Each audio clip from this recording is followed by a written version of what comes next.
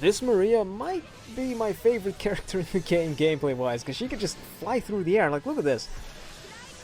Oh, it's so cool. You can just fly. I love it so much. It's similar to the Attack on Titan characters, except it's like way better. It's so cool. But okay, I guess we can get into the descriptions on what her stuff can do. So, her normals are just the standard pistol normals. Pretty slow. Well, you can use them from range, I guess. Then her close range one is the grenade. Never use that. That one really sucks. Aside from that, I guess we'll go into her battle skill. So we have no, not that one. So we have this one, which is jumps backwards, flies into the air. Really cool. You can spam it. And the cool thing is that she also has AP cost reduction when she's in the air. Look at that. That's so cool. So we also have this one, where she flies to the left. I assume that's one that you can use as filler, although it does have some very high AP cost. So maybe the other skill that she has is a bit better. Then we also have this one, which I assume this is her main damage skill. Has the highest AP cost, highest multiplier. Unfortunately, all of her multipliers are still not that high, but I guess we'll get into that later.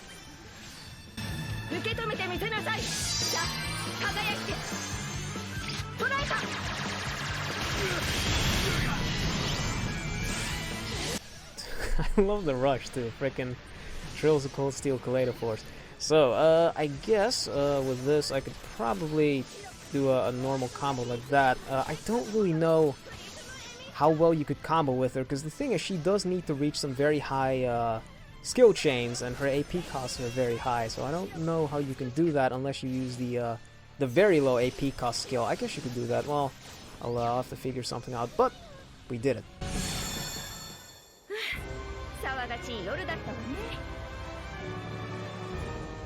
And Pericci also got a Christmas ult, so she is a caster using an orb, which means she has some very quick normal attacks. The long range one, she just shoots out her orb like that, it's very quick. And the close range one is a close range combo. I can't... Oh, there we go. It's she just uses her orb like that. Pretty cool. So, the cool thing is that she's a converter. She has conversion buffs from attack to int and into attack for all classes, which is very fun. And she's also all about moving around with some extra movement speed and some extra buffs that you get when you charge assault into close range, and when you charge assault from long range into from short range into long range. What's also cool is that she has a mastery talent, the Vanguard mastery as a caster, but I guess we'll get into that later. So, first battle skill is just like that, a very quick long-range attack. Assume you can use that as filler or for the Vanguard thing. Then the other one is also a pretty quick long-range attack, I guess.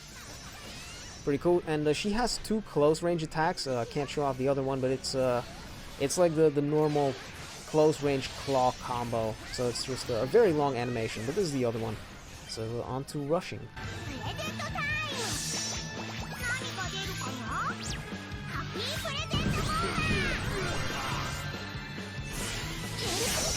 Sweet, also very nice rush, so I guess let's see what we can do here. Now, the cool thing is that she has HP recovery for the entire party, I think, whenever she charge assaults from long range into close range, and when she goes from close range into long range, she recovers rush to the entire party, which could also be really good. But a character like Kasumi has that passively. I'm not sure how much rush she actually recovers. I'll have to wait and see about that.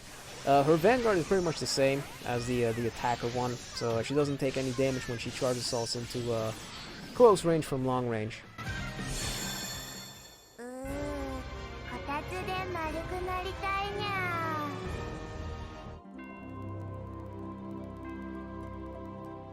Oh, that was pretty.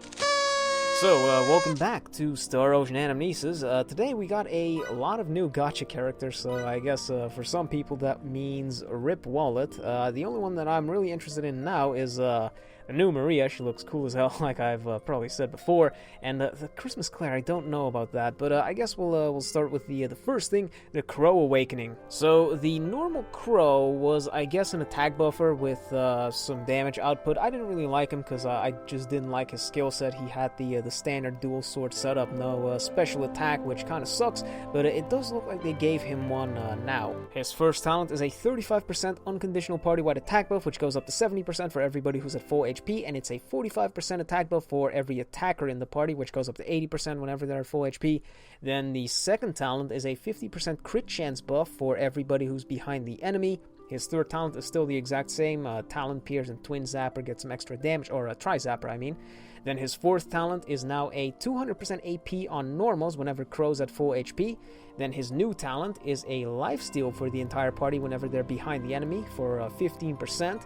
And Crow reduces his own AP cost on dodging by 80%. And then his sixth talent gives him 40 extra AP, so he's now at a total of 140. And he has an extra, he has like Anniversary Tika's dodging talent where he can dash out of the dodge and maintain the cancel bonus. His rush multiplier went up to 4500% instead of the 3500%. His post rush buff is still the exact same at 5 seconds with 80% AP cost reduction. And he also got a new attack, I think it's called Piercing Swords Crimson. I'm not sure if that's a long range or a close range attack. I wish there was a way for me to check it without actually having Crow. But he looks pretty good now. He has a party-wide attack buff, a very large party-wide attack buff. Unfortunately, it is tied to HP, which means that it does come down to player skill on whether or not you can actually get that attack buff. He does have the lifesteal as, I guess, kind of a contingency for everybody who's not at full health. Unfortunately, it's only on normals, which if you've taken some major damage, getting yourself back up to full health is going to be a little tough. Especially for the long-range characters. It's a lot easier to get behind the enemy as a close-range fighter. So I guess that's kind of good. I need to see how good this new attack is of his, because all of his other attacks, while they did work for him, he was still lacking a very good attack. So I'm wondering if that's it. And if it's a close-range attack, he can also abuse Vanguard now, which is, you know, kind of a broken mastery talent, or a really good one, I guess. He has the extra 40 AP, which means he can combo for a lot longer now, and of course that Anniversary Tika ability is also really good, the dash out of combos. Honestly, he looks like a very good attack buffer, even if it's only because of the lifesteal. So you know what, if you like Crow, then you might as well awaken him, because God only knows when we're getting a Crow alt. And the previous year Christmas characters also got buffs, which includes Clare. Oh man, it's like they knew I wanted to pull for her, but we'll get back to those buffs in a second. So first up we have Reyna. She still has a 40% party-wide damage buff, which goes up to 80% now from 70% from what it was before. For everybody who's at full health, her second talent is still the same, the rush gauge buff, and then she now has a 200% AP recovery for herself and 100% for everybody else in the party, and that's about it. One of her attacks was buffed to 1070 from 970. I don't know too much about Reyna's playstyle. I haven't really played her. I do know that she uses dual guns and ice skates. You know, I love Yuri on Ice. But the 80% damage buff doesn't look that bad. It actually, you know, it looks very good. But again, it's based on HP. So she doesn't have HP recovery like Crow does. So unfortunately, you're gonna have to find that somewhere else, or you're gonna have to play like a complete monster and completely avoid damage. But overall, she still looks very nice, so if you like Reyna, you might as well pull for her. But up next we have Ashton, who I think got the biggest buff out of all of them. So his elemental damage buff is now a 30% unconditional, which goes up to 60% for everybody who's at full health. And his fourth talent is a 25% attack buff for himself, which puts him at 3380, which is very nice. And it increases his AP by 30. That seems to be the trend with characters today. And his rush multiplier is now at a 5500%, and his Scythe attack now has a 1070% multiplier, and I'm pretty sure that was his main attack too, so that's very good. He is definitely a bit better now, but I don't think he can compete with our current level of DPS characters like Tika and I think Joker. But, you know, still pretty good, so Ashton fans, Yorokobe, and all that good stuff, Merry Christmas, and, you know, pull for him if you want. And up next we have Clare. I was really excited for this one, but they practically didn't even buff her. So her first talent is now a 12,000 HP overheal for every attacker, shooter, and healer in the party, and 10,000 for everybody else. Her second talent is a 30% attack and int damage buff unconditional, and 50% for everybody who's at full health. And her fourth talent is a 20% int buff for herself and 20% HP, which puts her int at 3,000 and her HP at 14,000, which, you know, 3,000 for invoker, or not invokers, but symbology characters. I don't think that's that great, but she does use a tome, so, you know, there is that. But something else to note is that her post-rush buff is still a 50% attack and int damage buff. which is the exact same as that.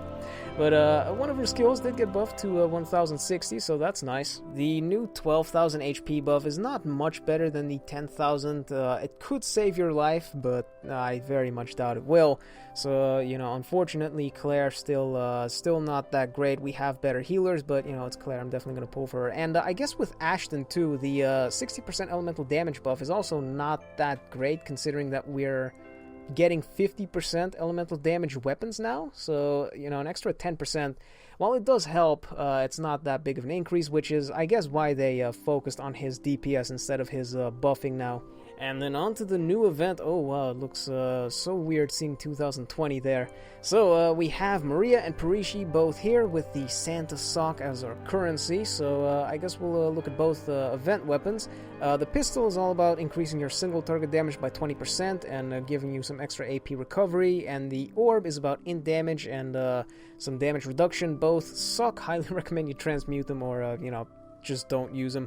Then for the accessory, we have extra damage against mecha enemies for 20%, and you recover 5% HP whenever you charge assault from long to close range, which is very good for characters that run Vanguard, which is attackers and casters now, so that's pretty cool. So be sure to pick that accessory up, it looks very good. And our boss is a mecha enemy, weak to light, only light unfortunately, so you're gonna have to find that somewhere, but light should be pretty easy to come by. So our achievements this time around, the exact same as they always are. For these first 5, be sure to complete every stage on the map once, and then for everything up to the 40 right there, clear Misery 1 40 times to get all 3 of those. And then for the stamps, there's 2 extra story stages on the map that you can complete for that.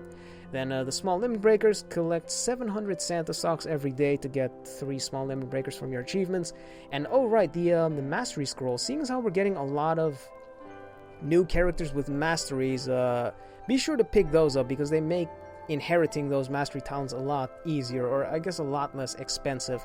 And something I should say about these tickets too, we've gotten like 33 of them from our anniversary gifts, and you can use them on this stage, which just gives you a lot of XP, so be sure to spend those, and you can level up quite a few times I think. But I guess we'll move on to the characters now. So first up we have Maria, and I absolutely love her art. It looks badass as hell. But her first talent is a party-wide damage buff for 45, 60, or 75% when the hit count is at 100, 200, or 300 hits. It also gives the entire party an extra hit on battle skills. Then her second talent allows her to air dodge. It reduces the cost for air dodging by 80%, and also reduces her AP cost by 40% while she's in mid-air. Then her third talent increases her crit rate by 50 or 100% whenever the skill chain is at 3 or 5, and increases her crit damage by 100% whenever she's at skill chain 6.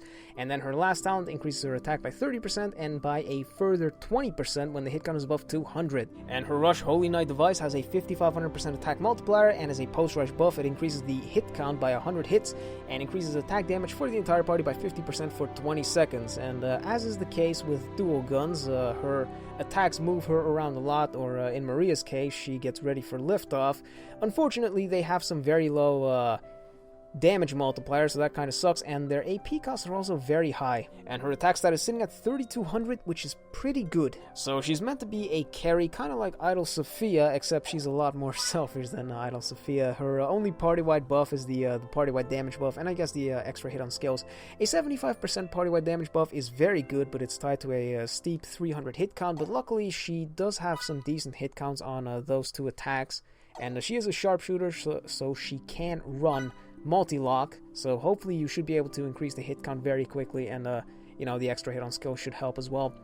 So aside from that, she has a 40% AP cost reduction while she's in mid-air, which should make these skills a bit more manageable, and she also has some skill chain buffs with the crit chance and crit damage. The extra crit damage looks very nice with the 100% crit chance, but I'm not sure if you can reach a 6 skill count with her Prism Emission attack, which kind of looks like her undisputed best attack numbers-wise. I'm not sure how well that would be in actual battle. And then, of course, the extra 20% will put her to a much higher number than 3200. And of course, she has a 5500% attack multiplier on the Rush, which is also very nice. Of course, it doesn't hold a candle to Tika's 6500. And like I said, her skill multipliers are also kind of low for her being a carry. I don't think that she will rival some of the attacker carries that we have. She could, but I honestly doubt it. So if you're playing for a gameplay, I don't think you should pull for her. But you know, her playstyle is ridiculously fun. And lastly, we have Pericci. So, her first talent is a conversion for every single roll. It's a 50% attack to int for all of the casting rolls and 50% int to attack for all the physical ones. Then her second talent is a 30% int buff for everybody who's in close range and a 25% AP cost reduction for everybody who's in long range. Then her third talent recovers 10% HP whenever she charge assaults from close to long range, I think, and a rush gauge recovery whenever she charge assaults from long to close range. It could also be the reverse. I'm not too sure about that. Then her fourth talent increases movement speed by 30% for everybody in the party, AP recovery speed by 50%, and it also allows everybody to have full AP recovery while they're walking around, and it also gives Pericci an air dodge. And then her last talent is the mastery talent Vanguard, which is the exact same as Chisato. And her rush Happy Present Bomber has a 4500% int multiplier and increases the crit rate for the entire party by 60% and crit damage for 30% for 20 seconds. And then for her attacks, we have a gigantic 1050% int multiplier on her last attack. That seems to be her main attack. Got some good hit or decent hit counts on the other attacks, but they do seem a little slow, at least from what I've seen. So Pericci seems like a pretty good buffer. I don't think she's anything game-changing. She just looks like a straight-up upgrade of some of our other conversion buffers. I imagine most people would want to pick her up because of the Vanguard Mastery talent, though, because she's the only caster that has that right now, and you could slap that on characters like Adre and maybe Mirage, for instance. So that would be pretty good. She has that unconditional conversion buff for the entire party, so you can just slap her into whatever party you want, and she can put in work very nicely. Her third talent also recovers HP to the entire party as well as rush gauge, so that's again something that's really good. She'd probably make a very good party with Valentine's Colleen, I'm guessing, but it's a pretty good banner. Both of these are very good characters, although I think this banner might still be a little better, because if you're looking for a sharpshooter, Verda is probably better than Maria, and DPS wise, Tika is probably better than Maria again. So you know, you can pull in this banner if you want, because these characters do look pretty cool. I like their outfits. I'm definitely pulling for Maria at some point, so stay tuned for that. But that does it for the update, so hopefully that was helpful, and I guess I will see you guys later. I'm just waiting for the lights to come on with the tree. Oh, there it is! Well, guess I'll see you guys later. Peace!